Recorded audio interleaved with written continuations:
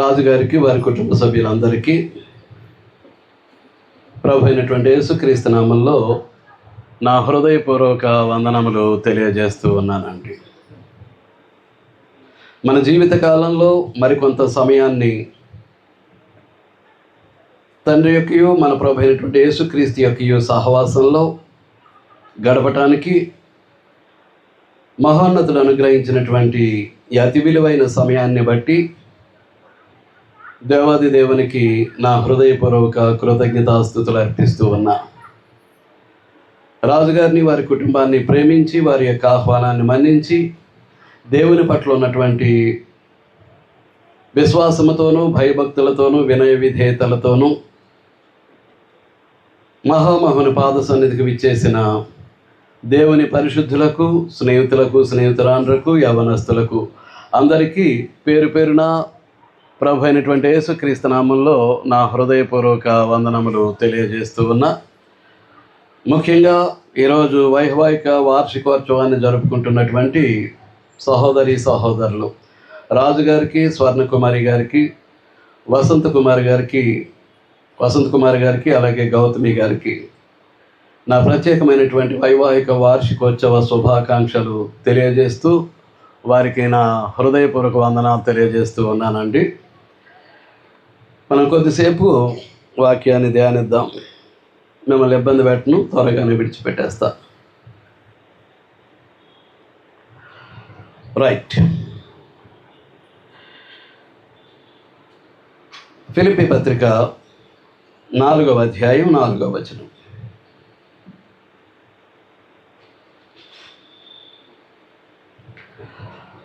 ఎల్లప్పుడూ ప్రభువునందు ఆనందించుడి, మరలా చెప్పుదును ఆనందించుడి.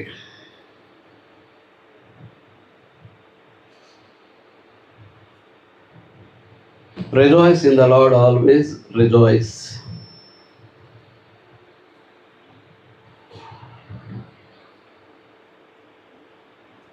నిజమైనటువంటి విశ్వాసము, భయభక్తులు మహాదేవుని పట్ల మనం కలిగి ఉన్నట్లయితే ఒకే కుటుంబంలో 2 వైవాహిక జంటలు ఒకే రోజు ఈ విధంగా వైవాహిక వార్షికోత్సవం దేవునికి మహిమకరంగా జరుపుకోవటం కంటే ప్రభువునందు ఆనందించేటటువంటి అవకాశం భౌతిక జీవన విధానంలో మరొకటి ఉండదేమో. వాస్తవానికి ప్రభువునందు ఆనందించటము అని అంటే ఆత్మ సంబంధమైనటువంటి ఆనందమే. భౌతికమైనటువంటి జీవితాన్ని గూర్చి ప్రభు అయినటువంటి యేసుక్రీస్తు యొక్క పరిశుద్ధ శరీరమైనటువంటి క్రీస్తు సంఘమునందు ఆనందించడానికి ఏమీ ఉండదండి. ఏం చేతనం అంటే మనం భూ సంబంధులం కాదు, భౌతికవాదులం కాదు. మనం భూమి మీద జీవిస్తూ ఉన్నప్పటికీ మనం పరలోక సంబంధులు, దైవ సంబంధులు, ఆత్మ సంబంధులు. మీకు అర్థమవుతుందా అండి? మన పౌరసత్వం పరలోకంలో ఉంది. ప్రక్కనే చెప్పేస్తాడు దేవుడు. చూడండి, 3వ అధ్యాయం 20వ వచనం. ఫిలిప్పీ పత్రికే 3వ అధ్యాయం 20వ వచనం. మన పౌరస్థితి పరలోకమందు ఉన్నది. మన పౌరస్థితి ఎక్కడుంది? పరలోకమందు ఉన్నది. అంతేకాదు, ఒక్కసారి ఎఫెసీ పత్రికను కూడా మనం చూసినట్లయితే ఎఫెసీ పత్రిక 2వ అధ్యాయం 7వ వచనం.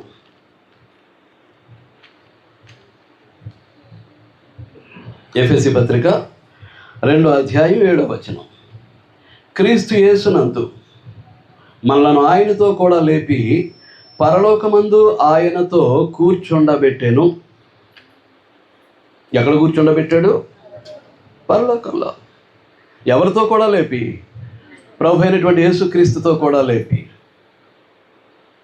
కనుక బాప్తిస్మము అని అంటే మీకు అనేక సార్లు బోధించటం జరిగింది. క్రీస్తు ప్రభు యొక్క మరణము, సమాధి, పునరుద్ధానాల సాదృశ్యమైనటువంటి కార్యక్రమం.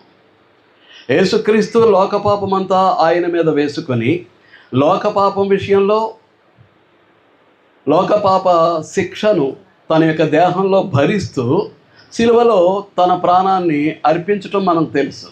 అంటే సిలువలో మోస్తున్నటువంటి మన పాపం విషయంలో ఆయన మరణించారు. చనిపోయినటువంటి క్రీస్తు ప్రభుని ఏం చేశారు? సమాధి చేశారు. సమాధి చేయబడినటువంటి యేసుక్రీస్తు ప్రభు మూడవ దినాన మరణాన్ని జయించి సమాధిని గెలిచి తిరిగి లేచినట్లుగా మనకు గ్రంథం తెలియజేస్తూ ఉంది.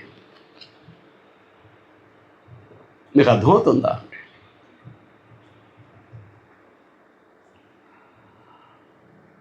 కాబట్టి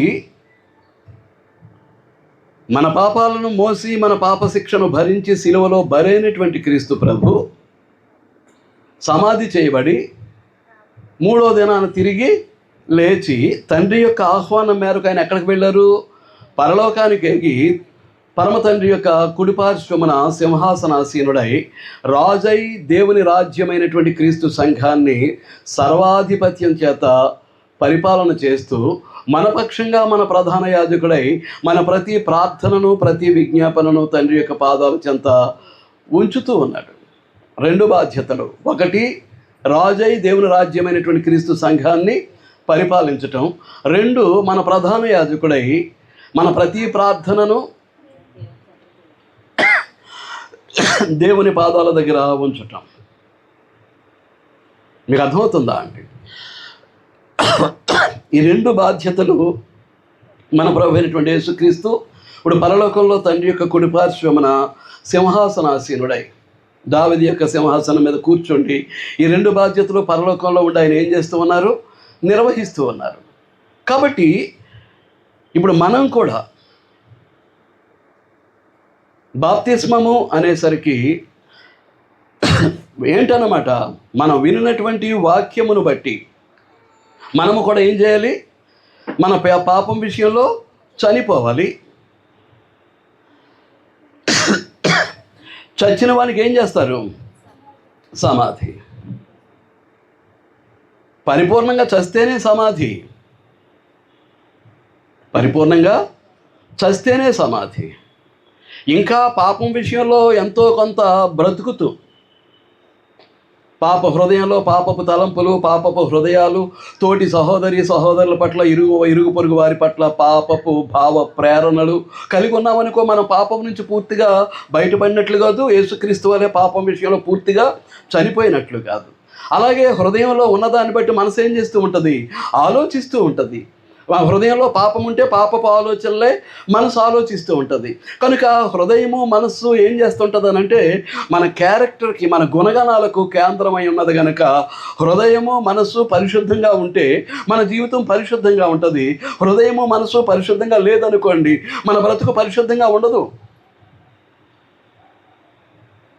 ఆ పాపపు ఆనవాళ్లే కనిపిస్తూ ఉంటాయి. ఆ పాపపు జాడలే మన బ్రతుకులో కనిపిస్తూ ఉంటాయి. కనుక మనం జాగ్రత్తగా చూసుకోవాల్సినటువంటి అవసరం ఉంది. కనుక మనము క్రీస్తుతో కూడా చనిపోయి సమాధి చేయబడి క్రీస్తుతో కూడా లేపబడినట్లయితే మనల్ని ఎక్కడ కూర్చోబెట్టాడట?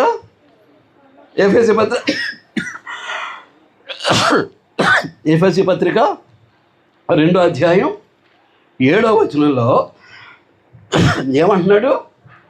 ఎక్కడ కూర్చోబెట్టాడట? యేసుక్రీస్తునందు మనలను ఆయనతో కూడా లేపి పరలోకమందు ఆయనతో కూర్చోబెట్టాను. అంటే ఇప్పుడు క్రీస్తు ఎంతటి పరిశుద్ధుడో నేను అంత పరిశుద్ధుడిగా ఉన్నానా? That's what I am examining myself in my spiritual life. నేను యేసుక్రీస్తుతో లేపబడి యేసుక్రీస్తునందు ఆయనతో కూడా పరలోకంలో కూర్చోబెట్టబడ్డాను అని అంటే క్రీస్తు యొక్క పరిశుద్ధత నాలో ఉందా? ఆయన ఎంతటి పరిశుద్ధుడో నేను అంత పరిశుద్ధున్నా. ఆయన ఎంతటి నీతిమంతుడో నేను కూడా అంతే నీతిమంతున్నా. ప్రతి దేవుని కుమారుడిగా బ్రతకనుద్దేశించినటువంటి వారు, ప్రతి దేవుని కుమార్తెగా బ్రతకనుద్దేశించినటువంటి సోదరులు ప్రతి ఒక్కరూ కూడా తమను తాము పరీక్షించుకోవాల్సినటువంటి అవసరం ఉంది. క్రీస్తుతో కూడా ఎక్కడ కూర్చోబెట్టాడు? పరలోకంలో కూర్చోబెట్టాడు. వై?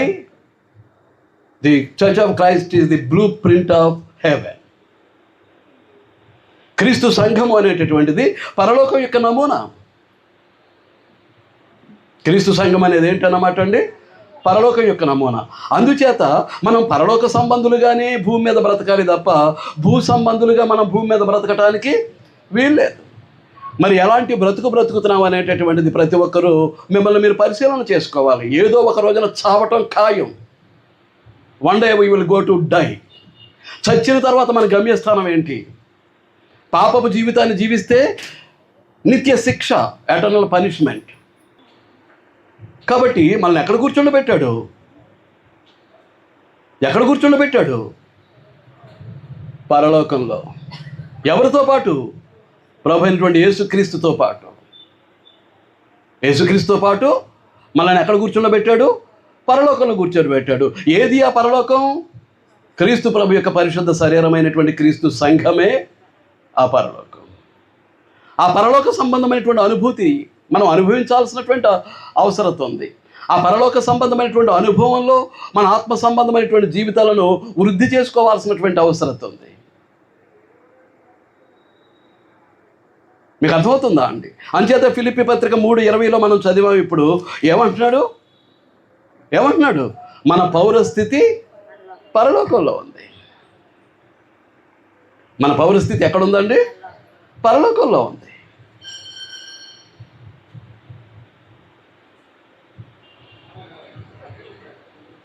మీకు అర్థమవుతుందా అండి? మన పౌరస్థితి పరలోకంలో ఉంది. అక్కడ నుండి ఎవరి కొరకు ఎదురు చూస్తూ ఉన్నాం? మన ప్రభు అయినటువంటి అక్కడ నుండి మన ప్రభు అయిన యేసుక్రీస్తు అను రక్షకుని నిమిత్తము కనిపెట్టుకొని ఉన్నాము.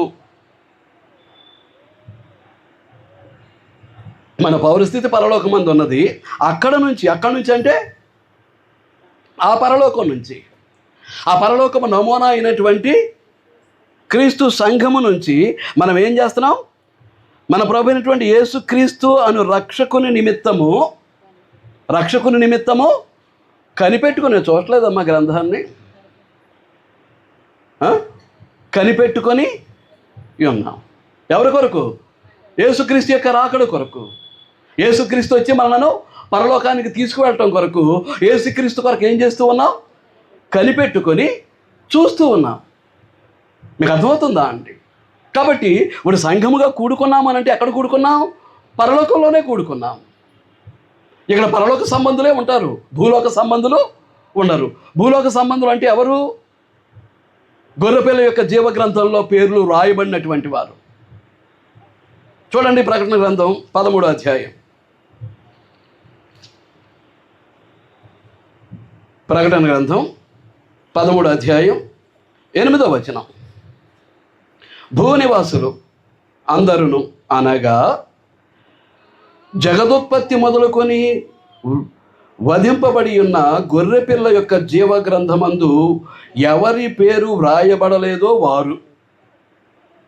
నువ్వు పరలోక సంబంధివి అయితే వధింపబడినటువంటి గొర్రెపిల్ల అయినటువంటి క్రీస్తు యొక్క జీవ గ్రంథం మందు నీ పేరు అక్కడ పరలోకంలో నమోదై ఉండాలి.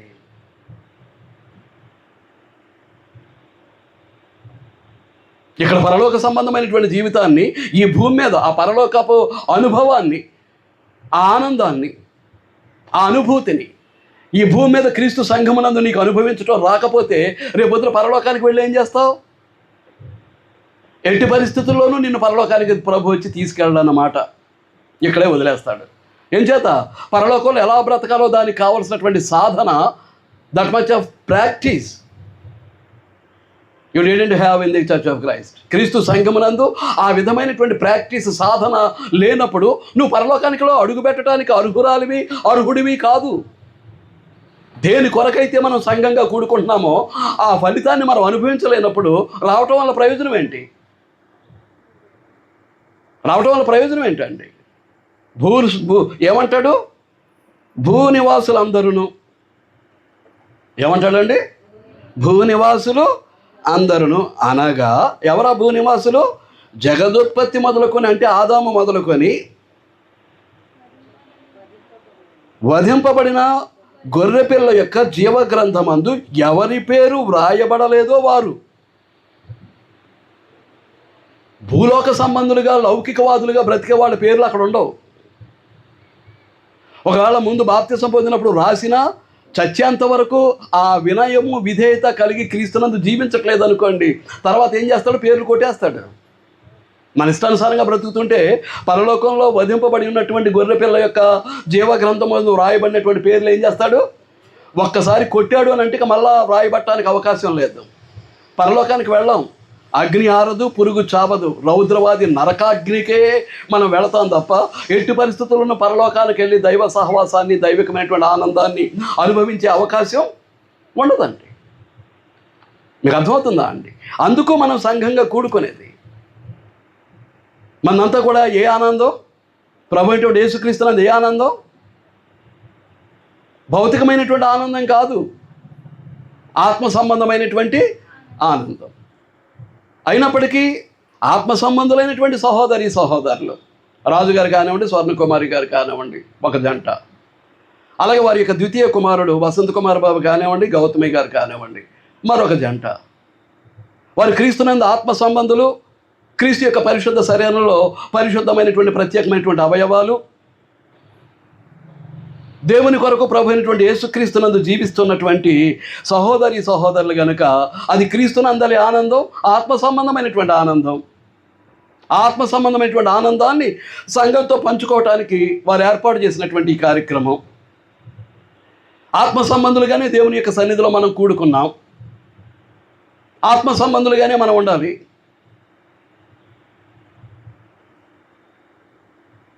We must be serious in the holy body of Jesus Christ.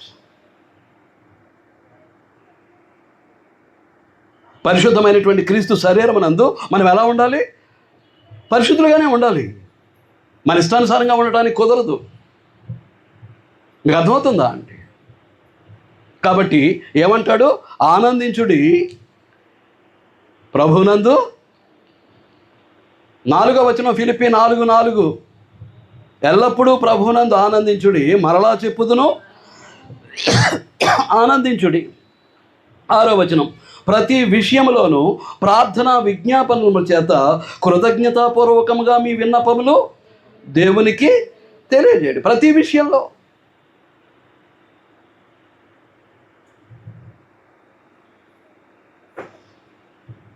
In every aspect, we should have the prayerful life in Christ. క్రీస్తునందు ప్రార్థనా జీవితం దేవుడు కోరుతూ ఉన్నాడు.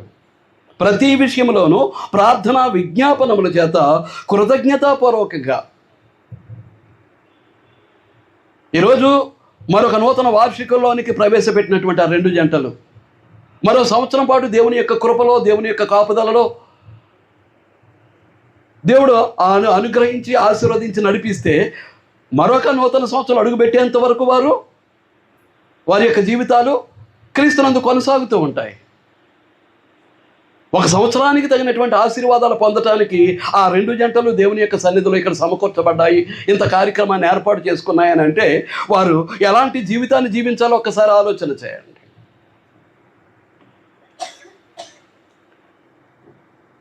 వారిలో ఉన్నటువంటి కృతజ్ఞతాభావం. ఇది భౌతిక కార్యక్రమం అయినప్పటికీ వారు అనుభవించేది ప్రభు అయినటువంటి యేసుక్రీస్తునందు ఆత్మ సంబంధమైనటువంటి ఆనందం, దేవుడు అనుగ్రహించిన ఆశీర్వాదం.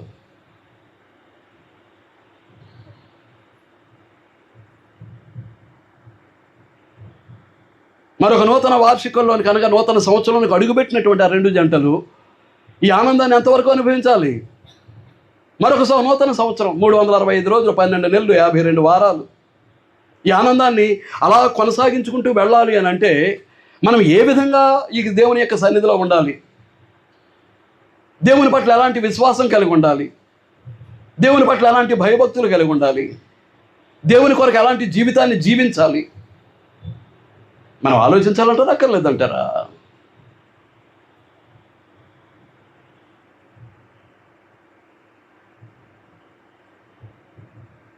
పిలిచి పలహారం పంచేసి పంపించేసినట్టు కాదు. ఒక సంవత్సరం పాటు కాపాడి మరొక నూతన సంవత్సరం దేవుడు అడుగుడు చేశాడు కాబట్టి ఎంతో కొంత దేవునికి కృతజ్ఞతగా కానుక ఇచ్చేసి అయిపోయింది అంటానికి కుదరదు. అలా కుదిరేది కాదు ఇది. మీకు అర్థమవుతుందా అండి? మరొకసారి ఆ 2 జంటలను అభినందిస్తూ వారికి నా శుభాకాంక్షలు తెలియజేస్తూ ఉన్నానండి. రైట్. ఇర్మియా గ్రంథం. నిత్యము ప్రార్థిస్తూ ఉండాలి. ప్రార్థనలో ఏముండాలి? విజ్ఞాపన ఉండాలి. మీకు పదే పదే చెప్తున్నా, ప్రార్థన అంటే నా కొరకు, నా కుటుంబం కొరకు చేసుకునేటటువంటిది. విజ్ఞాపన అంటే సంఘంలో ఉన్నటువంటి నా సహోదరి సహోదరుల కొరకు, నశించిపోతున్నటువంటి నా ఇరుగు పొరుగు వారి కొరకు, నా గ్రామం కొరకు, నా పట్టణం కొరకు, నా నగరం కొరకు, నా మండలం కొరకు, నా జిల్లా కొరకు, నా రాష్ట్రం కొరకు, నా దేశం కొరకు, ప్రపంచ దేశాల కొరకు, ప్రపంచ ప్రజలందరి కొరకు చేసేటటువంటిది విజ్ఞాపన, సప్లికేషన్. అందరి క్షేమాన్ని కోరాలి, అందరి రక్షణను ఆశించాలి, అందరి మేలు కోరి మనం ఏం చేయాలన్నమాట అండి? ప్రార్థన చేయాలి. విజ్ఞాపన చేయాల్సినటువంటి బాధ్యత మన మీద ఉందండి. చూడండి, ఇర్మియా గ్రంథం 29వ అధ్యాయం 4వ వచనం. ఇశ్రాయేలు రాజ్యం 2గా విభజింపబడింది. ఇశ్రాయేలు జాతీయ రాజ్యం 2 భాగాలుగా విభజింపబడింది. ఒకటి ఇశ్రాయేలు రాజ్యం, 2 యోధా రాజ్యం. 10 గోత్రాలతో కూడినటువంటి ఇశ్రాయేలు రాజ్యం అష్షూరు చెరకు వెళ్ళిపోయింది. It never back. మళ్ళా వెనక్కి వచ్చింది కాదు అది. కానీ లోకరక్షణ కొరకు యోధా గోత్రం నుంచి ప్రభు అయినటువంటి యేసుక్రీస్తు ఉద్భవించాలి కాబట్టి 2 గోత్రాలతో యోధా రాజ్యం ఎక్కడికి వెళ్ళింది? బబులోను చెరకు వెళ్ళింది. అక్కడి నుంచి మరలా వాళ్ళు వెనక్కి రావాలి. అంచేత ఇక ఇశ్రాయేలు గురించి 10 గోత్రాల గురించి దేవుడు పట్టించుకోలేదు. ఏం చేతనంటే వారు ఎల్లప్పుడూ దేవుని మీద తిరుగుబాటు చేసేవారు, వారు దేవుడికి లోబడేవారు కారు ఇశ్రాయేలీలు, 10 గోత్రాల వారు. కనుక ఇప్పుడు మనమైనా దేవుని మీద తిరుగుబాటు చేసి దేవుని ఎదురాడి దేవుని వాక్యానికి విరుద్ధమైనటువంటి జీవితాన్ని జీవిస్తే మనము కూడా దేవునికి చెందిన వారమై ఉండటానికి అవకాశం లేదు. దేవుడు మనల్ని పట్టించుకునే అవకాశం లేదు. నువ్వు వచ్చి కూర్చోవచ్చు, but God never identified you. నిన్ను అసలు గుర్తించడు. ఏం చేతనంటే దేవుని వాక్యానికి, దేవునికి వ్యతిరేకమైన జీవితాన్ని జీవించే నిన్ను దేవుడు అసలు గుర్తించడానికి అవకాశం లేదు. ఎదుగో ప్రామాణికం. గ్రంథం ఏదైతే మాట్లాడుతూ ఉందో దీని ప్రకారం బ్రతికితేనే దేవుడు గుర్తిస్తాడు, దేవుడు ఇష్టపడతాడు, తనకు ప్రియమైనటువంటి కుమారుడిగా కుమార్తెగా అంగీకరిస్తాడు. 70 సంవత్సరాల తర్వాత బబులోను సామ్రాజ్యం యొక్క బానిసత్వం నుంచి యోధా రాజ్యాన్ని తీసుకురావడానికి ఇష్టపడినటువంటి వాడే లోకరక్షకుడైనటువంటి యేసుక్రీస్తు యోధా గోత్రంలో నుంచి, దావీదు వంశంలో నుంచి ఈ లోకంలో అవతరించవలసిన నరుడిగా అవతరించాల్సినటువంటి అవసరం ఉన్నది కనుక వారిని గురించి ఎలాంటి జాగ్రత్త తీసుకుంటున్నాడో చూడండి. ఇశ్రాయేలు దేవుడును సైన్యములకు అధిపతి యెహోవా తన ప్రేరేపణ చేత బబులోనునకు చెర తీసుకొని పోబడిన వారికి అందరికీ ఎలాగో ఆజ్ఞ ఇచ్చుచున్నాడు. బబులోను సామ్రాజ్యానికి చెర పోబడినటువంటి వారందరినీ కూర్చి ఏం చేస్తున్నాడు? ఎలాగూ ఏం చేస్తున్నాడండి? ఆజ్ఞ ఇచ్చుచున్నాడు. మీరు ఇండ్లు కట్టించుకొని వాటిలో నివసించుడి.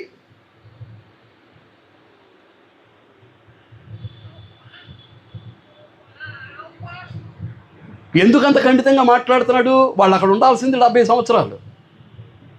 3 బ్యాచ్లుగా వెళ్ళారు. యెహోయాకీము కాలంలో, యెహోవాకీను కాలంలో, సిద్కియా కాలంలో 3 బ్యాచ్లుగా బబులోను చెరకు వెళ్ళిపోయారు.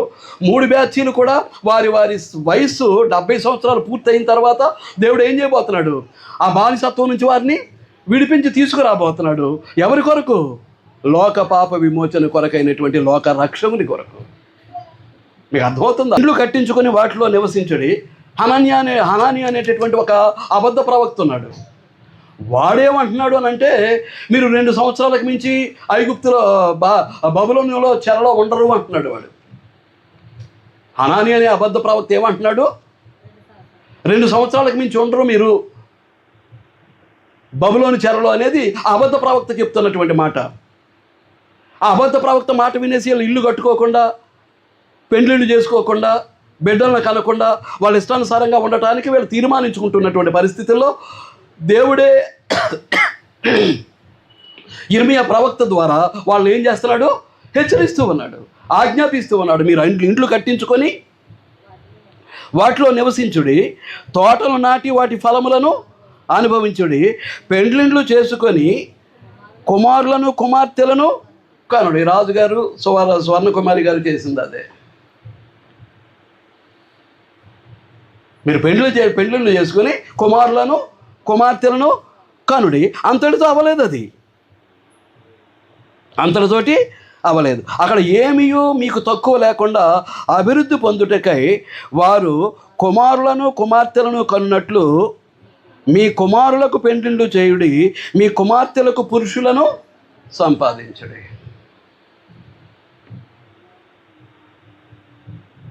కనుక అదే యోధాగోత్రం. ఇప్పుడు ఈ సంతానాభివృద్ధి అనేది లేకపోతే లోకరక్షకుడైనటువంటి యేసుక్రీస్తు ఈ భూమి మీద నరునిగా అవతరించేంత వరకు, కన్య గర్భంలో ఆయన పడేంత వరకు ఈ జనాభా ఎదగటానికి అవకాశం లేదు. ఈ జనాంగం ఎదగటానికి అవకాశం లేదు. ఎంతమంది వివాహాలు చేసుకుంటున్నా, ఎంతమంది పిల్లలను కంటూ ఉన్నా, అది దేవుని యొక్క సంకల్పం నెరవేర్పు కొరకు, దేవుని యొక్క చిత్తాన్ని జరిగించటం కొరకే తప్ప భౌతికమైనటువంటి లోకం చెప్పుకునేటటువంటి విధానాల్లో కుటుంబాలు ఎదగటానికి కాదు. ఇంటి పేరు నిలబెట్టడానికి అంటారు, వంశాంకురం అంటారు పుట్టినటువంటి బిడ్డలు.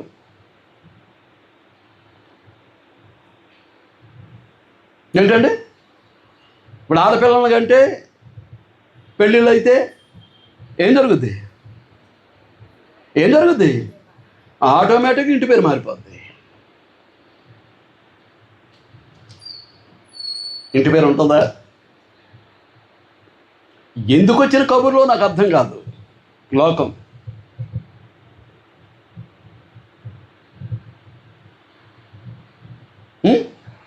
వాడు వంశాంకురం అంటారు. బతికున్న తల్లికి తండ్రికి గెంజువాడు, వాళ్ళు బతికారో చచ్చారో కూడా చూడడం, ఆడు వంశాంకురం అట. ఇలాంటి భౌతికమైనటువంటి ఆశలతోటి, భౌతికమైనటువంటి ఆలోచనలతోటి వివాహాలు చేసుకుని పిల్లల్ని కంటం కాదు. ఎవరి కొరకు వివాహం? దేవుని కొరకు. బిడ్డల్ని కంటం ఎవరి కొరకు? దేవుని కోసం. దేవుని యొక్క సంకల్పం నెరవేర్చబడటం కొరకు, దేవుని యొక్క చిత్తం మానవ జీవితాల్లో నెరవేర్చబడటం కొరకు. మీకు అర్థమవుతుందా అంటే? అంచేతను ఏం చేశాడు? ఇప్పుడు దాకా చెప్పానుగా. ఏం చెప్పాను? చేసుకోండి, మీ కుమారులకు పెండ్లిళ్ళు చేయండి, మీ కుమార్తెలకు పురుషులను సంపాదించండి. ఇదంతా కూడా ఏంటన్నమాట? దేవుని యొక్క అనాది ఏర్పాటు. దేవుని యొక్క అనాది ఏర్పాటు. అందుచేతనే మనం భూమి మీద ఉంటున్నప్పటికీ మనల్ని ఎక్కడ కూర్చోబెట్టానన్నాడు? ఆయనతో, ప్రభువునందు ఆయనతో కూడా లేపి, పరలోకమునందు ఆయనతో కూడా కూర్చుండబెట్టాను. ప్రభువునందు మనల్ని ఆయనతో కూడా లేపి, అంటే ఆయన యొక్క మరణ సమాధి పునరుద్ధానాల అనుభవంలోనికి మనం ఎదిగి, క్రీస్తు ప్రభువుతో కూడా ఎక్కడ కూర్చున్నాం? పరలోకంలో. క్రీస్తు సంఘం ఏంటన్నమాట? ఇది మతశాఖ లాంటిది కాదు. ఇది ఏ సంఘమైనా పర్లేదు అనేది మనుషుల్లో చెల్లుతుంది. బైబిల్ దగ్గరికి వచ్చేసరికి అది చెల్లదు. God does not accept. దేవుడు అంగీకరించడు. ఏ సంఘమైనా పర్లేదు, ఏ పేరైనా పర్లేదు. నువ్వెవడు చెప్పటానికి? మీరెవరు? మనం ఎవరు ఆ మాటలు వాడటానికి? గ్రంథం అలాగ అంటుందా? నాకు ఒక వచనం చూపించండి. గ్రంథం అలాగ అన్నప్పుడు అలాంటి మాటలు మాట్లాడటానికి మనం ఎవరు? ఎవరమండి?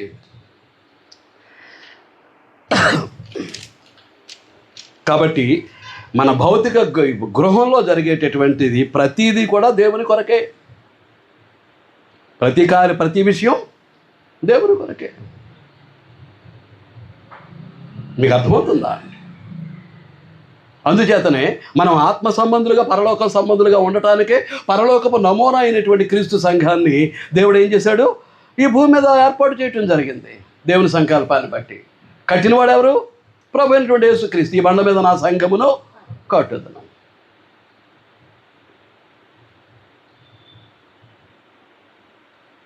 ఆ క్రీస్తు సంఘము పరలోకం యొక్క నమూనా. ఆ క్రీస్తు సంఘం పరలోకం యొక్క నమూనా. క్రీస్తు సంఘములో మనం కూర్చున్నాము అని అంటే ఎలా కూర్చున్నాం? పరలోక పౌరులుగా, పరలోక సంబంధులుగా మనం క్రీస్తు సంఘంలో కూర్చొని ఉన్నాం. మీకు అర్థమవుతుందా అండి? ఎప్పుడైతే క్రీస్తు సంఘంలో బాప్తిసం పొందామో మన పేర్లు ఎక్కడ వ్రాయబడుతున్నాయి? మన కొరకు వధింపబడినటువంటి, తన ప్రాణాన్ని విమోచన ఖైదనంగా అర్పించినటువంటి ఆ క్రీస్తు అనేటటువంటి ఆ గొర్రెపిల్ల యొక్క జీవగ్రంథంలో మన పేర్లు నమోదవుతాయి. మనం నీతిమంతులుగా పరిశుద్ధులుగా బ్రతికితే ఆ పేర్లు అక్కడ ఉంటాయి. అలాగూ బ్రతకలేదనుకోండి, కొట్టి పారేస్తాడండి.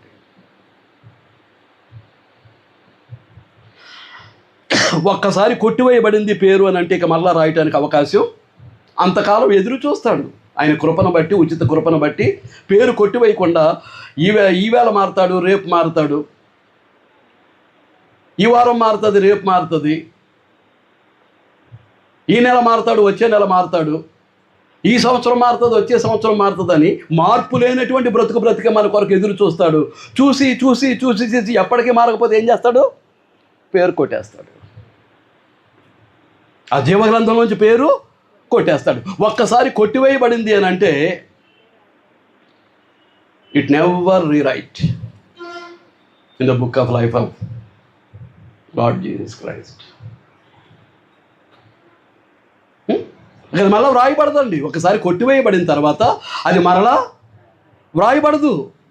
కాబట్టి మనం ఎవరు అన్నమాట? పరలోక సంబంధులు, పరలోక నివాసులం. మనం భూమి మీద ఉన్నప్పటికీ మన జీవన విధానం అంతా కూడా ఎలాంటిదన్నమాట అండి? పరలోక సంబంధమైనటువంటి జీవితం. ఇప్పుడు వివాహం దైవికమైంది, కుటుంబం దైవికమైంది. కాబట్టి భౌతిక ప్రతి కుటుంబము దేవుని కుటుంబమైనటువంటి క్రీస్తు సంఘంలో భాగమై ఉండాలి అనేటటువంటిది దేవుని యొక్క ఏర్పాటు. మీకు అర్థమవుతుందా అండి? చూడండి, ఎఫెసీ పత్రిక 3వ అధ్యాయం.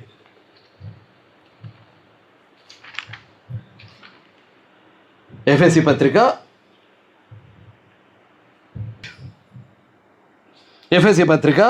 3వ అధ్యాయం 14వ వచనం.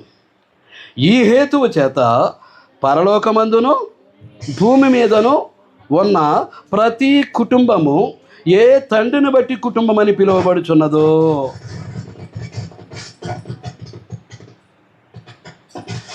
ఏంటండి ఏమంటున్నాడు? ఈ కారణం చేత పరలోకమందును భూమి మీద ఉన్నటువంటి కుటుంబం, there is a divine family in the heaven. దైవికమైనటువంటి కుటుంబం పరలోకంలో ఉంది. తండ్రి అయినటువంటి దేవుడు ఆ కుటుంబంలో సభ్యుడు, ప్రభు అయినటువంటి యేసుక్రీస్తు ఆ కుటుంబంలో సభ్యుడు, పరిశుద్ధాత్ముడు ఆ కుటుంబంలో సభ్యుడు. దానికి సరి సమానమైనటువంటి కుటుంబం క్రీస్తు సంఘం ఈ భూమి మీద. పరలోకమందును భూమి మీదను ఉన్న ప్రతి కుటుంబాన్ని దేని కొరకు అంటున్నాడంటే, వివిధ ప్రాంతాల్లో వివిధమైనటువంటి స్థానిక క్రీస్తు సంఘాలను ఉద్దేశించి మాట్లాడుతున్నాడు. ప్రతి కుటుంబం, ఈ సంఘాలన్నీ కలిపితే ఏమవుతుంది? There is one family, God's family, the church of Christ. క్రీస్తు సంఘాలన్నీ కలిపితే ఒకటే పెద్ద ఫ్యామిలీ, దైవికమైనటువంటి కుటుంబం.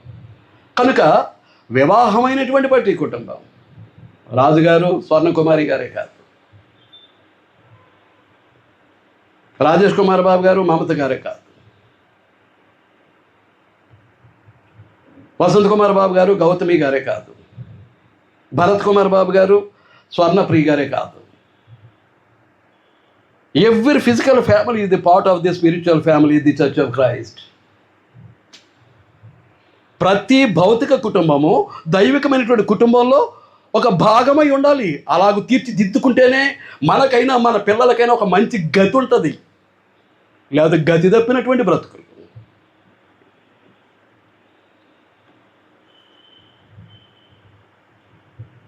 లేకపోతే గతి తప్పినటువంటి బ్రతుకులండి. మనం దేవుని పట్ల గురి కలిగి భయము భక్తి విశ్వాసము కలిగి బ్రతుకుతుంటాం తల్లిదండ్రులుగా. పిల్లల్ని విచ్చలవిడిగా వదిలేస్తాం. అది ఆ తల్లిదండ్రులకు శాపమే, ఆ విధమైనటువంటి బ్రతుకుతున్నటువంటి పిల్లలకు శాపమే.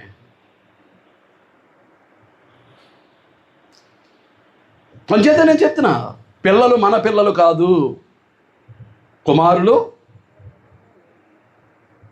Means children are the heritage of God. అక్కడ వాడబడింది పిల్లలు, కుమారులు అని తెలుగులో ట్రాన్స్లేట్ చేశారు. Children are the heritage of God. The fruit of the womb is the gift of God. గర్భఫలం ఆయన ఇచ్చు బహుమానం. ఎవరి కొరకు?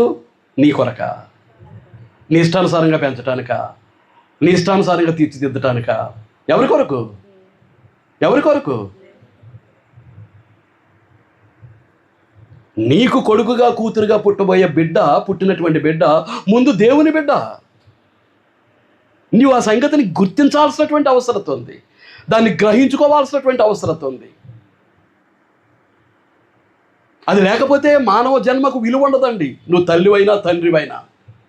ఏం చేతనంటే పిల్లల్ని ఎలా పెంచాలో నీకు తెలియదు, నువ్వు ఎలా బ్రతకాలో నీకు తెలియదు. ఒక తల్లిగా తండ్రిగా బిడ్డలను ఎలా పెంచాలో కూడా నీకు తెలియదు. కనుక ఆ కుటుంబం దైవికమైనటువంటి కుటుంబంగా దేవుని చేత గుర్తించబడటానికి అవకాశాలు ఉండవు. అవకాశాలు ఉండవండి. అర్థమవుతుందా అండి? గ్రహించుకోగలుగుతున్నారా? వదిలేయబోతున్నాను.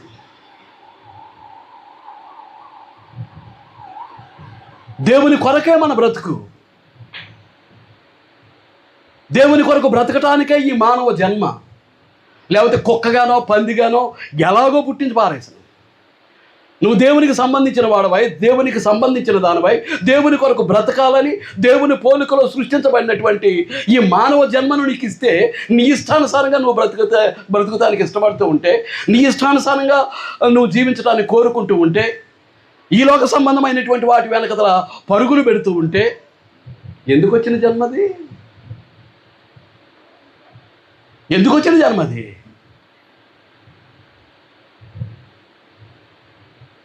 నీవు నేను దేవుని కొరకు బ్రతకటం అనేది నేర్చుకుంటే మనకేం ఇవ్వాలో దేవునికి తెలుసు, మనం ఎలాగ ఆదరించాలో దేవునికి తెలుసు, మనకేం కావాలో దేవునికి తెలుసు, మనకు కావలసిన వాటిని ఎలాగ ఇవ్వాలో ఎలాగ నెరవేర్చాలో దేవునికి తెలుసు. మీకు అర్థమవుతుందా అండి? అసలు సంగతిని పక్కన పెట్టేసి ఏదో బతికేస్తున్నాం, అవసరమైనప్పుడు సంకలో బైబిల్ పెట్టుకుని వచ్చేసి కూర్చుంటున్నాం, ఆమె నన్నుగానే వెళ్ళిపోతున్నాం. కానీ మన బ్రతుకు అనుదిన జీవన విధానం, మన జీవితంలో గడుస్తున్నటువంటి ప్రతి సెకండ్, ప్రతి క్షణము కూడా దేవుని కొరకు బ్రతకాల్సినటువంటి మనం ఎలాంటి బ్రతుకుతున్నాం? చెప్తున్నానుగా, ఏ సంఘమైనా పదలేదు, బైబిల్ ముందు చల్లదు. అది నువ్వు అనుకుంటే అనుకో, అది నీ కర్మ. ఒక్క క్రీస్తు సంఘం మాత్రమే బైబిల్లో ఉన్నటువంటిది. ఆ క్రీస్తు సంఘం క్రీస్తు ప్రభు కట్టినటువంటి సంఘం, క్రీస్తు ప్రభు తన రక్తం పెట్టి కొనుక్కున్నటువంటి సంఘం, క్రీస్తు యొక్క పరిశుద్ధ శరీరముగా ఉన్నటువంటి సంఘం, క్రీస్తుకు ఆత్మీయ భార్యగా ఉన్నటువంటి ఏ సంఘానికైతే క్రీస్తు ప్రభు ఆత్మీయ భర్తగా ఉన్నాడో, that is the relation between the Lord Jesus Christ and the church. క్రీస్తుకి సంఘానికి మధ్య ఉన్నటువంటి రిలేషన్, అది సంబంధం, అది విడదీయరా అనేటువంటి బంధం. భార్యాభర్తల బంధం ఎలాగో చచ్చేదాకా విడదీయటానికి అవకాశం లేదో, అలాంటి బంధం దేవునికి మనకి ఉన్నటువంటి అనుబంధం. మీకు అర్థమవుతుందా అండి? అందుచేతనే వివాహ జీవితం విషయంలో కానీ, దేవుని కొరకు సంఘంలో బ్రతికే విషయంలో కానీ వెర్రితలను వేయకూడదు. మన ఇష్టానుసారంగా మనం బ్రతకడానికి ప్రయత్నం చేయకూడదు. మనం అనుకున్న విధానంలో మన జీవితాన్ని నడిపించుకునే హక్కు మనకు లేదు. పుట్టించినవాడు దేవుడు. ఎవరి కొరకు పుట్టించాడు? మన అమ్మ నాన్నల ద్వారా దేవుని కొరకే పుట్టించాడు. మనం దేవుని కొరకే బ్రతకాలి.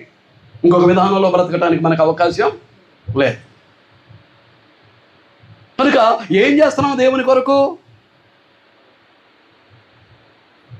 We should examine ourselves. మనల్ని మనం పరీక్షించుకోవాలండి. ఏం చేస్తున్నాం దేవుని కొరకు?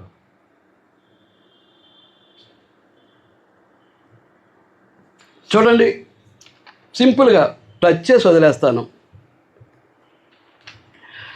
నాకు ముందుగానే హెచ్చరిక ఇవ్వబడింది తొందరగా ముగించమని. ఇది మాత్రం వదిలేస్తే ఎలాగెళ్తుందో తెలియదు, కానీ నాకు ఇవ్వబడినటువంటి హెచ్చరికను బట్టి నేను త్వరగా ముగించేస్తున్నాను. ఏం చేద్దంటే వాతావరణం బాగాలేదు, చాలా వేడిగాను ఉక్కగాను వేడి గాలుపుతూ ఉంది. దాని యొక్క ప్రభావం మన ఆరోగ్యాల మీద పడుతుంది కాబట్టి మిమ్మల్ని ఇబ్బంది పెట్టడం నాకు ఇష్టం లేదు. మత్తయి సువార్త 25వ అధ్యాయం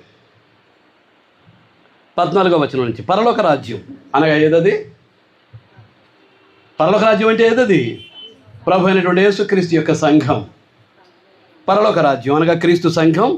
ఒక మనుష్యుడు దేశాంతరమునకు ప్రయాణమై తన దాసులను పిలిచి తన ఆస్తిని వారికి అప్పగించినట్లుండును. పరలోక రాజ్యం అనగా క్రీస్తు సంఘం ఎలా ఉంటుందట? ఒక మనుష్యుడు దేశాంతరమునకు ప్రయాణమై తన దాసులను పిలిచి తన ఆస్తిని వారికి అప్పగించినట్లు. వెళ్ళిపోతున్నాడు దేశాంతరానికి, కాబట్టి తన దగ్గర పనిచేసే దాసులను పిలిచి ఏం చేశాడు? తన దగ్గర ఉన్నటువంటి ఆస్తి అంతా ఆ దాసులకు అప్పగించిన వారు, నేను వచ్చేదాకా దీన్ని కాపాడుతూ ఉండండి, దీన్ని అభివృద్ధి పరుస్తూ ఉండండి అని అప్పగించాడు. ఆయన ఎవరు అని అంటే ప్రభు అయినటువంటి యేసుక్రీస్తు శరీరధారికి ఈ లోకంలో అవతరించాడు, లోక పాపాన్ని మోశారు, లోక పాప శిక్షను సిలువలో భరించారు. మన ప్రాణాలకు బదులుగా, పాపంలో వచ్చే జీతం మరణమైతే మనం చావకుండా మన ప్రాణాలకు బదులుగా ఆయన ప్రాణాన్ని విమోచన క్రయధనంగా అర్పించి మనల్ని ఏం చేశాడు? పాపము నుంచి విమోచించారు. పాపము నుంచి విడుదల చేసి సమాధి చేయబడి 3వ దినాన లేచి 40 రోజుల పాటు శిష్యులను బలపరిచి దేవుని రాజ్య విషయాల్లో దేవుని యొక్క ఆహ్వానం మేరకు ఆయన పరలోకానికి వెళ్ళిపోయినట్లుగా దాన్ని గురించి మాట్లాడుతున్నాడు. ఒక మనుష్యుడు దేశాంతరమునకు ప్రయాణమై తన దాసులను పిలిచి తన ఆస్తిని వారికి అప్పగించినట్లుండును. ఆస్తి అది క్రీస్తు ప్రభు యొక్క సంఘ సభ్యులు.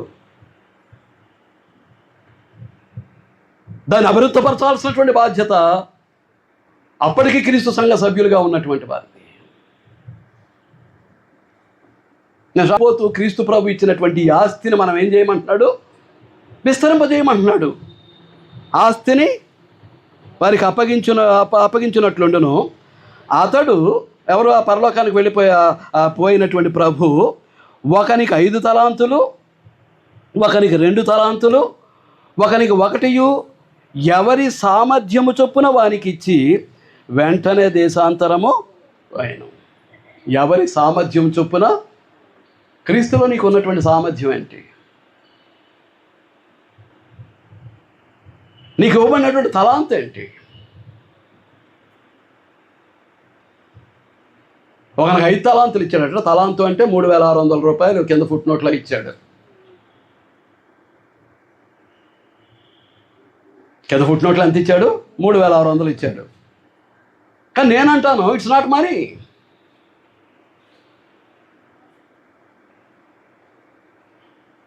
It is a talent. అంటే సామర్థ్యం. నువ్వు స్పష్టంగా పంక్చుయేషన్ పాటిస్తూ, ఎక్కడ కామో, ఎక్కడ ఆశ్చర్యార్థకమో, ఎక్కడ సెమీకోలనో, ఎక్కడ ఫుల్ స్టాపో నువ్వు చదివేటప్పుడు ఆ భావము నీ సౌండ్లో వ్యక్తీకరించగలగాలి. నువ్వు గ్రంథాన్ని చదువుతున్నావు అనంటే నువ్వు చదివే విధానాన్ని బట్టి అక్కడ ఏం మార్కు ఉన్నది అనేది వినేవాడికి అర్థం అవ్వాలి. కామ ఉందా? ఎక్స్క్లమేటరీ మార్క్ అనగా ఆశ్చర్యార్థకం ఉందా? లేదా సెమీకోలన్ ఉందా? లేదా ఫుల్ స్టాప్ ఉందా? నీ గొంతులోంచి వచ్చినటువంటి సౌండ్, ఆ పంక్చువేషన్లో ఏం చెప్పాలి? అక్కడ ఉన్నది ఇది అని చెప్పగలిగినంత అనుభవంతో దేవుని వాక్యాన్ని పఠించాలి. అందరం చదివేస్తాం, నేను చదివేస్తాను, మీరు చదివేస్తారు. అట్టి భావన ఎదటివాడికి తెలుస్తుంది ఆ గ్రంథాన్ని పఠించేటప్పుడు. ఆ తలాంతు దేవుడిచ్చినటువంటి తలాంతు. కొంతమంది ప్రార్థన చేస్తున్నాం, నేను కాబట్టి ఎక్కడ ఆ పదజాలంలో కానీ, ఆ పలికే విధానంలో కానీ, ఆ విశ్వాసం కానీ, ఆ విధేయత కానీ, ఆ తగ్గించుకున్నటువంటి స్వభావం కానీ, ఆ అణకువ కానీ, ఆ నమ్రత కానీ ఆ పద ఉచ్చారణలో ఎక్కడా కనిపించదు. నేను కాబట్టి ఏం చేస్తున్నాను? ఎంత గొప్ప ప్రార్థన చేస్తున్నాను.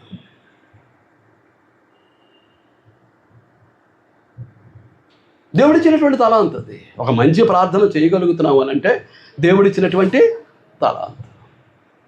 ఇప్పుడు నాకు వ్యక్తిగతంగా సోలో సాంగ్స్ పాడటం నాకు ఇష్టం చిన్నప్పటి నుంచి.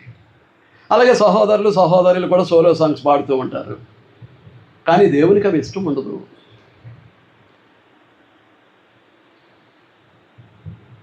దేవుడు కోరుకునేది సంఘమంతా కలిసినటువంటి పాట ద్వారా మహిమను పొందటమే తప్ప సోలో సాంగ్స్, వ్యక్తిగతమైనటువంటి గీతాల ద్వారా దేవునికి ఒరిగేది ఏం లేదు. నీకు సంతోషం కలిగింది, నువ్వు పాడుకున్నావు, దట్స్ ఆల్. ఎవరికైనా నువ్వు సంతోషం కలిగినా అతను పాటలు పాడవలను, ఎవరికైనా దుఃఖము కలిగినా వాడు ప్రార్థన చేయవలను. నీకు సంతోషం కలిగింది, మైక్ తీసుకున్నావు, పాట పాడవు, దానివల్ల దేవునికి ఏదో ఒరిగిపోయింది కాదు. కొంతమంది నాకు తెలుసు, నేను వివిధ ప్రాంతాలు తిరిగేటప్పుడు సంఘంతో కలిసి పాడటానికి వాయిస్ను లాగేసి ఏదో పెదాలు కదుపుతుంటారు కానీ అందులోంచి సౌండ్ రాదండి. అందరితో కలిసి పాడేటప్పుడు వ్యక్తిగతంగా మైక్ ఇచ్చామనుకోండి, నేను కాబట్టి దేవుడికి కావాలి, అది దేవుడికి అక్కర్లేదు, అది దేవుడికి అక్కర్లేదండి అటువంటిది. అకపెల్లా అన్నాడు ఎక్కడ? గ్రీకు భాషలో. అకపెల్లా అంటే అందరూ కలిసి పాడటం.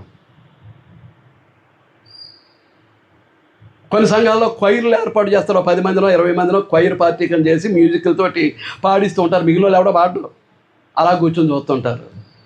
వచ్చిన ప్రతివాడు పాడాలిగా, వచ్చిన ప్రతివాడు దేవుని స్తుతించాలిగా.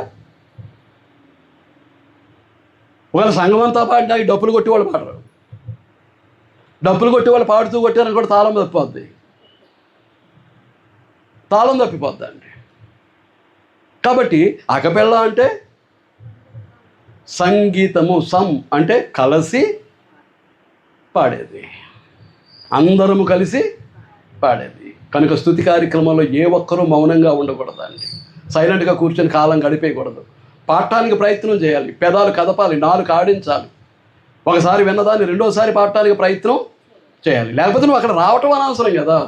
అందరితో కలిసి దేవుని స్తుతించడానికి నీ పెదాలు నాలుక కదలట్లేదు అని అంటే నువ్వు అక్కడికి రావటం వేస్ట్. అదే స్థితిలో నేనుంటే నేను రావటం కూడా వేస్ట్. అది ఎవరిచ్చిన తలాంతు? పరిచారకులుగా ఎదిగారు, ఆత్మీయ ఎదుగుదల సాధించి సంఘంలో పరిచారకులయ్యారు. పెద్దలుగా ఎదిగి సంఘ పరిపాలనా బాధ్యతను స్వీకరించారు పెద్దలు, పరిచారకులు. స్థానిక సంఘ స్వపరిపాలన అది దేవుడిచ్చినటువంటి తలాంతు. నువ్వు సాధన చేస్తే నీకు దేవుడు తలాంతుని ఇస్తాడు.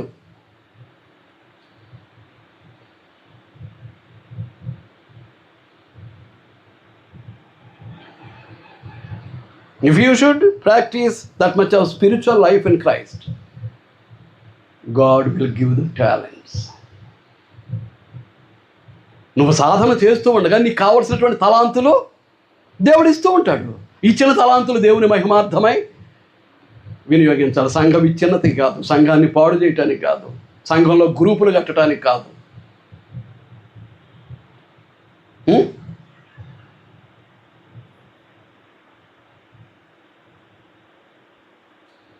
నీకు కావలసిన వాళ్ళందరినీ ఒక గ్రూపుగా తయారు చేసుకుని మిగిలిన సంఘం మీద దాడి చేయటానికి కాదు, దేవుని పనిని పాడు చేయటానికి కాదు. నీకు దేవుడిచ్చినటువంటి ప్రతి తలాంతు నువ్వు ఉంటున్నటువంటి స్థానిక సంఘ క్షేమాభివృద్ధి కొరకు వినియోగించాలి తప్ప సంఘాన్ని విచ్ఛిన్నత చేసేటట్టుగా, పాడు చేసేటట్టుగా మన యొక్క తలాంతులు వినియోగించకూడదు. మీకు అర్థమవుతుందా అండి?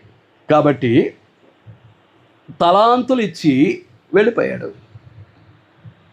టాలెంట్స్ ఇచ్చి వెళ్ళిపోయాడు.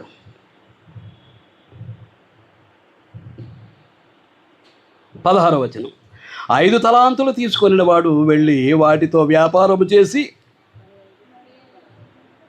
మరి 5 తలాంతులు సంపాదించాను.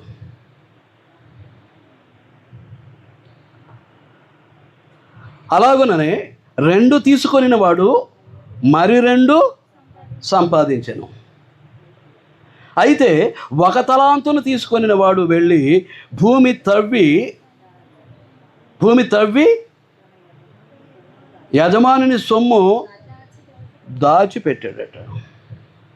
బహుకాలం అయిన తర్వాత లెక్క చూసుకోవటానికి రాబోతున్నాడు. నీ దగ్గర నా దగ్గర లెక్క చూసుకోవటానికి మన యజమానుడైనటువంటి మనకు అట్టి బాధ్యతలు అప్పగించినటువంటి క్రీస్తు ప్రభు రాబోతున్నాడు. మరి మన లెక్క ఎలా ఉండబోతుందో. ఆదివారం వచ్చి కూర్చుండి వెళ్ళిపోయి ఇంట్లోకి దూరేసి మళ్ళా శుక్రవారం వచ్చో లేకపోతే గురువారం వచ్చో కూర్చుండి మళ్ళీ వెళ్ళి లోపల దూరేసి మళ్ళా వాటికి కూడా రానటువంటి వాళ్ళు ఉన్నారు. నీ ఇష్టం కాదు. You are baptized into Christ in the name of the Father, the Son and the Holy Spirit. In the name of the Father, the Son and the Holy Spirit. తండ్రి యొక్క కుమారుని యొక్క పరిశుద్ధాత్మ యొక్క నామంలోనికి. అంటే we come under the authority of the deity. దేవత్వం యొక్క అధికారం కిందకు వచ్చిన తర్వాత రావటం అనేటివి నీ ఇష్టమే, ఎలాగో మాట్లాడాలన్నా నీ ఇష్టమే, ఎలాగో ప్రవర్తించాలన్నా నీ ఇష్టమే. ఇక దైవత్వం యొక్క అధికారం కింద ఉన్నట్టు లెక్క ఎక్కడండి? ఉన్నామా?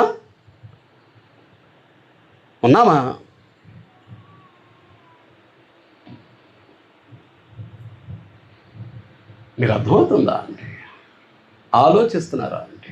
జీవితం దేవుని పోలికలో దేవుని స్వరూపంలో సృష్టించి మనల్ని ప్రేమించి మనకు అనుగ్రహించినటువంటి జీవితాన్ని ఎవరి కొరకు గడుపుతున్నావు? జీవితాన్ని ఎవరి కొరకు బ్రతుకుతున్నావు? ఎవరి కొరకు?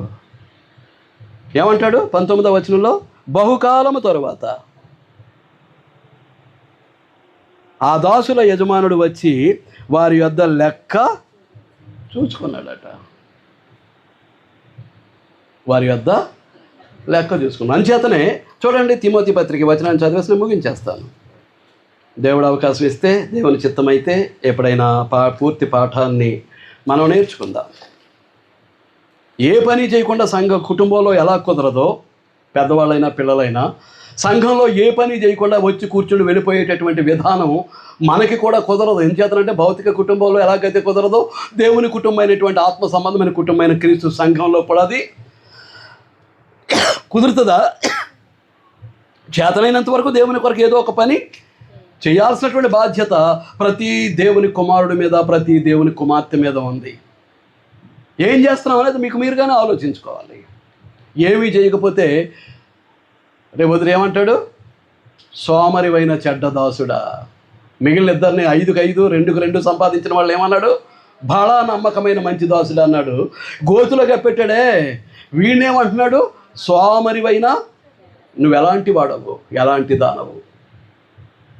దేవుడు అప్పగించిన బాధ్యతను నెరవేర్చేటటువంటి నమ్మకమైన మంచి దాసుడివి, దాసురాలవా? లేకపోతే సోమరి అయినటువంటి దాసుడివి, సోమరి అయినటువంటి దాసురాలవా? ఎవరివి? కావాలంటే చదువుకోండి. 14వ వచనం నుంచి కదా, 14వ వచనం నుంచి ఇంచుమించుగా 30వ వచనం వరకు చదివితే మీకు సారాంశం తెలిసిపోద్ది. ఇంటికి వెళ్ళిన తర్వాత చదువుకోవచ్చు. తీసారా అండి? 2వ అధ్యాయం, తిమోతికి రాసిన 2వ పత్రిక 2వ అధ్యాయం 1-2 వచనాలు. నా కుమారుడా, క్రీస్తు యేసునందు ఉన్న కృపచేత బలవంతుడవు కమ్ము. నీవు అనేక సాక్షుల ఎదుట నా వలన విన్న సంగతులు ఇతరులకు బోధించుటకు సామర్థ్యము గల నమ్మకమైన మనుషులకు అప్పగించము. పౌలు తిమోతితో మాట్లాడుతున్నాడు, యవ్వన సువార్తికుడితోటి.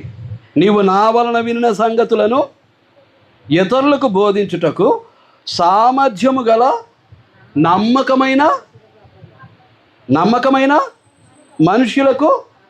మన నమ్మకమైన వాళ్ళమేనా? అక్కడ దేవుని చూసి ఇచ్చాడు. వారి సామర్థ్యాన్ని బట్టి ఒకడికి 5 ఇచ్చాడు, వాడికి 2 ఇచ్చాడు, ఒకడికి 1 ఇచ్చాడు. మన సామర్థ్యం ఏంటి? మనకి ఇవ్వబడిన తలాంతు ఏంటి? ఈ క్రీస్తు సంఘ అభివృద్ధిలో మనం చేయాల్సినటువంటి పని నిమిత్తం దేవుడు మనకిచ్చిన తలాంతు ఏంటి? మనం ఎంతవరకు సద్వినియోగం చేస్తున్నాం? మనకి ఇవ్వబడినటువంటి సామర్థ్యం, రూపాయల కొరకు ఎలాగూ సామర్థ్యాన్ని ఉపయోగించుకుంటాం. న్యాయబద్ధంగానో అన్యాయంతోటో క్రమంతోటో అక్రమంతోటో ఎలాగోలాగ రూపాయలు సంపాదించుకోవటం మనకున్న తెలివితేటలన్నీ ఉపయోగించేస్తాం. దేనికోసం?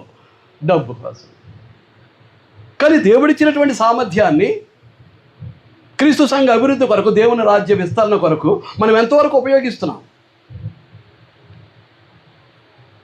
ఆదివారమో బుధవారమో లేకపోతే శుక్రవారమో లేకపోతే ఇలాంటి కార్యక్రమానికో లేకపోతే ఏదో సువార్త కార్యక్రమానికి వచ్చేసి కూర్చొని ఆమెను వెళ్ళిపోవటమే. ఏం చేస్తున్నామనంటే శూన్యం, ఏమీ లేదు. అక్కడ అన్నాడా లేదా? వారి వారి సామర్థ్యము కొలది వారికి ఏం చేశాడు? వారికి తలాంతులు ఇచ్చాడు. ఇక్కడ కూడా ఏమని కోరుతున్నాడు తిమోతిని? నీవు నా వలన విన్న సంగతులు, నేను మాట్లాడాల్సినటువంటి అవసరత ఉంది, విడిచిపెట్టేస్తున్నాను. నా వలన విన్న సంగతులు ఇతరులకు బోధించుటకు సామర్థ్యము గల సమర్థత ఉండాలి. 1, 2 వాళ్ళు నమ్మకస్తులే ఉండాలి, మోసగాండ్రై ఉండకూడదు. సంఘాల్లో గ్రూపులు కట్టడానికి చెప్తున్నాను కదా, గ్యాంగ్ అని తయారు చేయటానికి, బోధల మీద తిరగబట్టడానికి, సువార్తికుల మీద దాడి చేయటానికి, సంఘాన్ని పాడు చేయటానికి దేవుడు చూస్తూ ఊరుకునేవాడు కాదు. సర్వశక్తిమంతుడైనటువంటి దేవుడు ఎలాంటి వారిని చూస్తూ ఊరుకునేవాడు కాడు.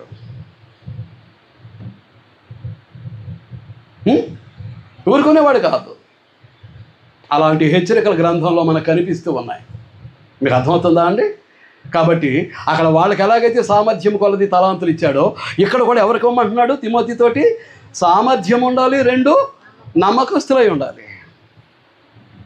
సంఘాన్ని పాడు చేయటం కాదు, లేకపోతే ఇందులోంచి నలుగురిని తీసుకెళ్ళిపోయి పక్కన దుకాణం పెట్టేయటం కాదు, పక్కన ఒక పొయ్యి అంటించేయటం కాదు. నీకు ఇవ్వబడినటువంటి తలాంతులు సామర్థ్యాలు ఈ స్థానిక సంఘ అభివృద్ధి కొరకు ఉపయోగించడానికే దేవుడు ఇస్తున్నాడు తప్ప మళ్ళీ నీ బతుకు తెరువు కొరకు, నీ జీవనాధారం కొరకు 10 మందిని పక్కకు తీసుకెళ్ళి ఇంకో సంఘం ఏర్పాటు చేసేసి ఇలాంటి పనికిమాలిన పనుల కొరకు కాదు.